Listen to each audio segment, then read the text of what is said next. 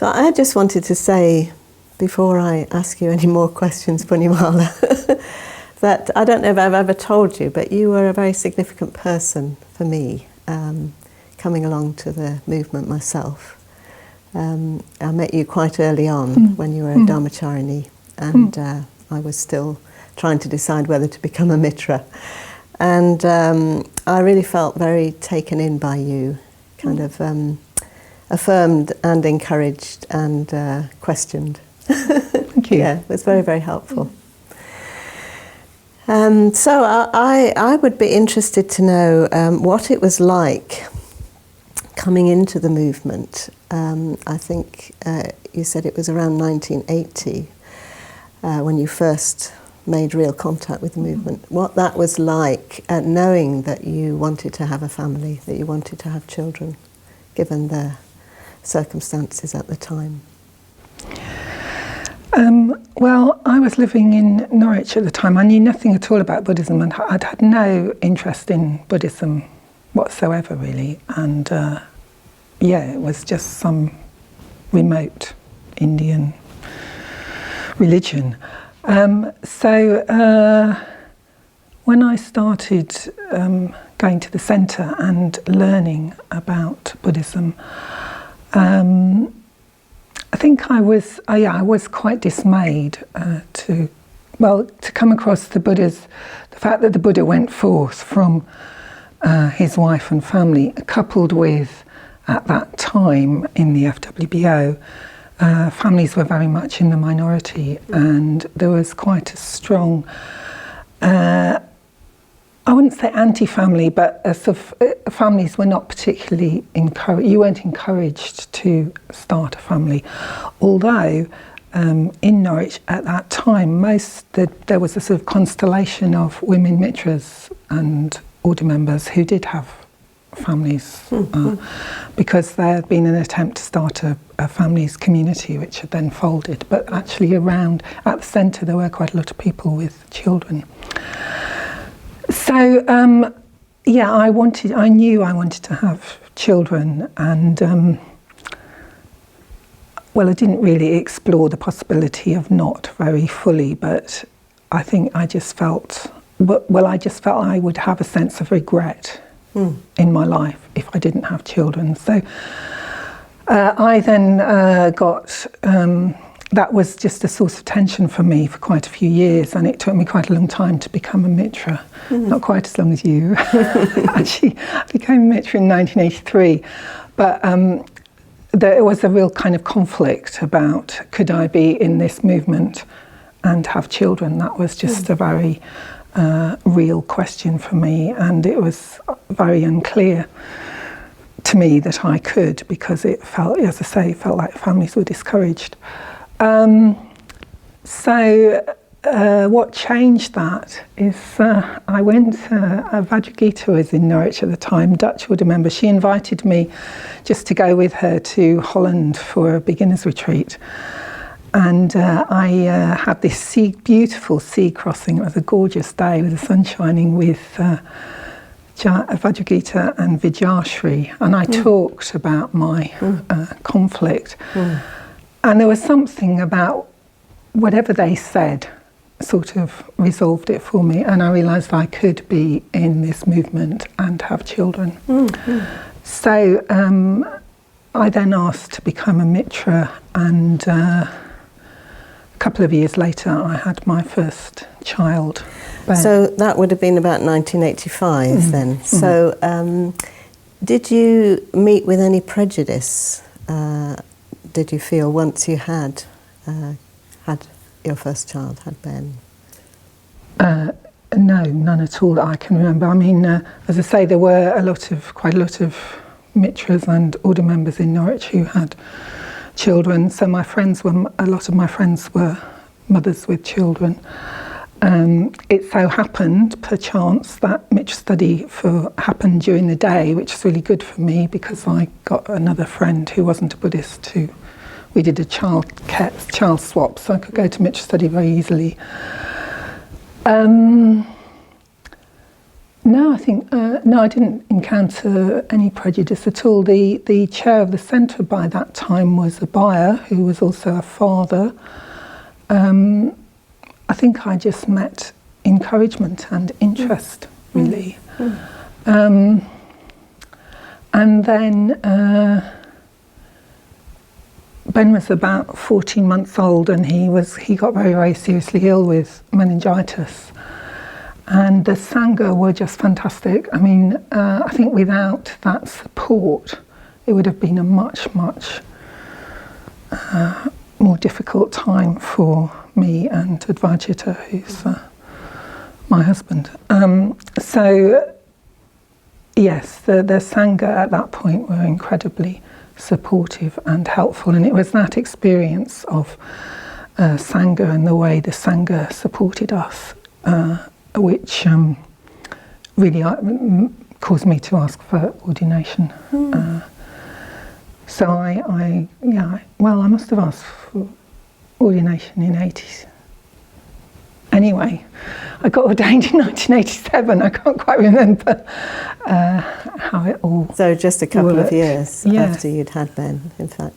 And then, I mean, I continued to feel a lot of support. I mean, there was this group of Mitras, I'm so grateful to them. 4 of them, they organised a babysitting rota for me to get to chapter meetings. And they just did it. I didn't have to do anything. They're all order members now. And it was just fantastic. So I felt very, very supported in that way. And I was involved in a order weekend at the LBC at some point, looking at choices to motherhood or not, sort of thing. So from people I was in contact with, I've never felt any kind of prejudice or criticism. Or I mean, actually, I've just had nothing really but support. And I was fortunate as well being in Norwich, because I think another thing that was happening was there were events for children sort of most of the way when I was there. So we'd run events for children. But I will say in relation to that, because sometimes I've heard over the years parents saying, well, the centre, you're not putting on any events for children. And I've just had to say, well, actually, people here are busy enough. You have to do it yourself. That's what we had to do. We had to just run these events ourselves. And I've always been met with support in that area. But generally, what has been your experience of being a Dharmacharini and a mother? So I've always believed I could practice effectively in a family context, and well, I'm just thinking about the fact that Bhante has talked about commitment being primary and lifestyle secondary, and he's made that very clear at the same time that, of course, as lifestyle is important. So I'm just wondering how that...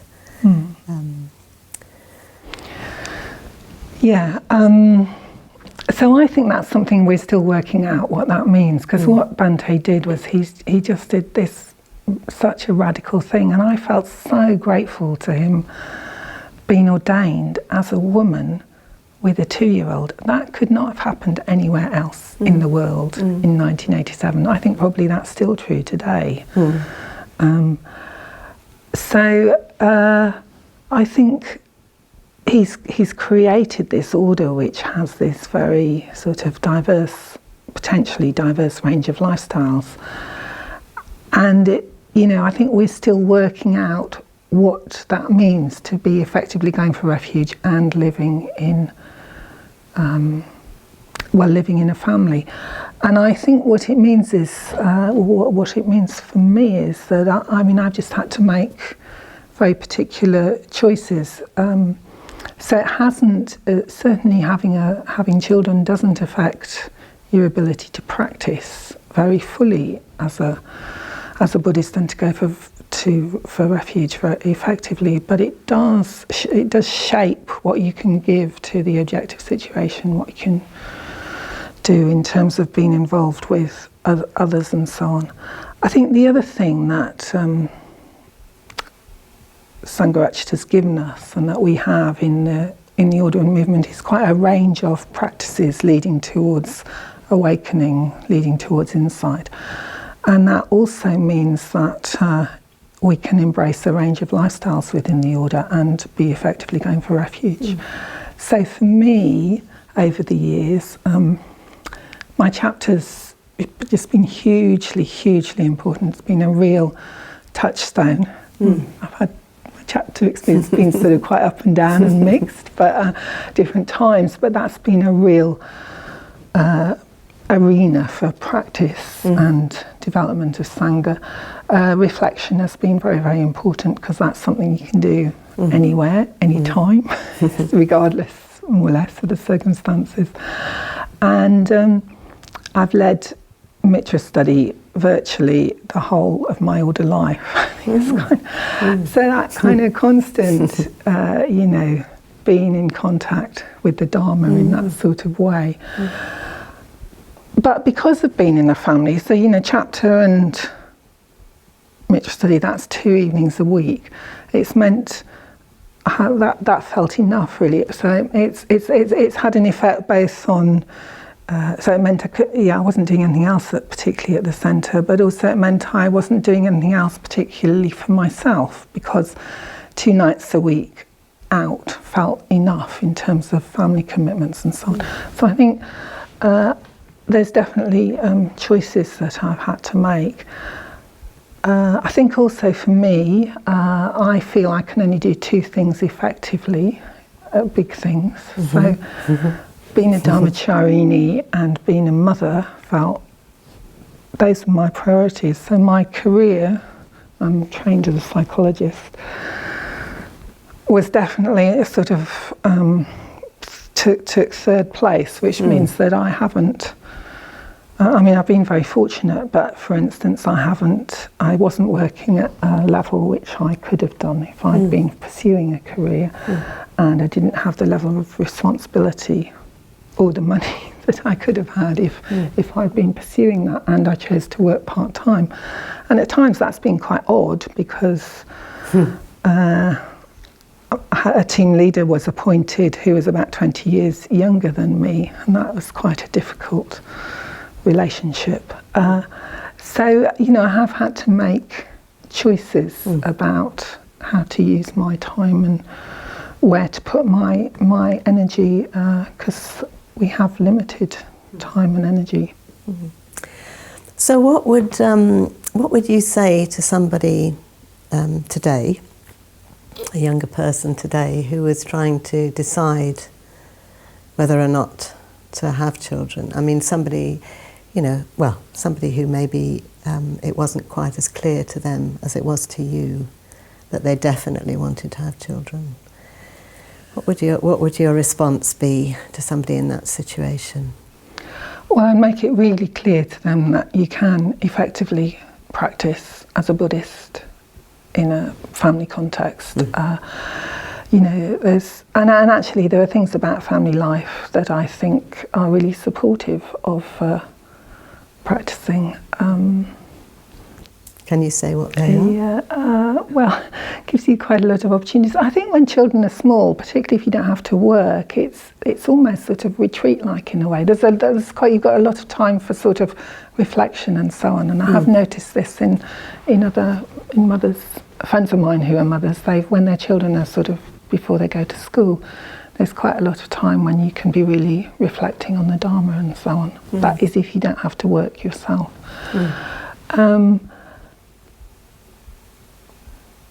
Yeah, I think children are quite good mirrors of your own mental state. Yes. I mean, my son, Ben in particular, has said to me, I think you need to go on retreat. So there's quite a good sort of reflection, and it's very immediate, because, if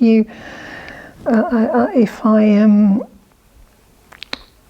treat my children badly or lose my temper or something, that hasn't happened very often, but it has happened, I just feel terrible. So there's a kind, it's a very, such a sort of strong relationship and wanting to do the best that I can. So sort of not being very skillful is very painful, somehow more painful. Yes. I mean, it's always painful when you're not unskillful, but it's somehow more painful with your children. And a very immediate feedback, reflection back, Yeah. So you would say definitely to people that they can obviously practice effectively within a family situation. Absolutely, absolutely. Is there anything else that you? Well, to just really take on board that it takes a lot of your time and energy, so that will mean that you won't be able to do other things in quite the same way. So I did have a conversation not so long ago with a younger friend of mine, and she currently works for the centre, and you know, I think if she chose to have a child, then she wouldn't be doing that and having that context. So it does definitely limit, well, it shapes what you can give to the objective situation. I also think that one of the sort of surprising things for me about having children, which I just had never foreseen, was the sort of economic demands of that. So, you know, actually having children, living with children is all quite straightforward and simple, and it's just practice, as is living with anybody. But if you have children, you then got to provide for them as well as yourself. So there's mostly, certainly in my time in the movement, we haven't had situations where that have been able to support people with families economically. I did put myself forward for chair at one point, and the centre couldn't afford me, basically. Yes. So it does mean you have, for most people, that they have to work in the world, and that then means you're encountering the world and all of that. So I think that's one of the sort of big areas. Having said that, at the moment we've got our Mitch convener in Sheffield has 2 young children, but he's really lucky because his wife is willing to, she's got a job she loves and is very well paid, so you know, he can be Mitch convener. So, you know, it's not all cut in stone. It depends on your circumstances, but yes, if you choose to have a family, it will shape what you can do, certainly in the foreseeable, 20 years. It's a 20-year, it's a lifelong commitment, but it's a definite 20-year commitment. So, I mean, it's a silly example anyway, but I couldn't have gone to Team Loca as you did because of my family responsibilities. So it does have that limitation, and life is a juggling act. I mean, you know, I've had to juggle family responsibilities, work, being a dharmacharini, or, you know, it's just a constant. And now, Punyamala, now that you've done your 20 years. Well, that's another surprise. I once upon a time I naively thought, oh, when they go to university or leave home, that's it. It's not quite like that. Well, now, as you know, I've just been really. I've finally retired, so my life is fully lived in a Dharma context, which is wonderful. And you know, it's interesting. I feel as far as the family demands are endless in a certain kind of way. So I'm beginning. I feel I have to draw a line somewhere, and. I've been very fortunate that I have got conditions which have enabled me to go to Kaishavana for 3 months, and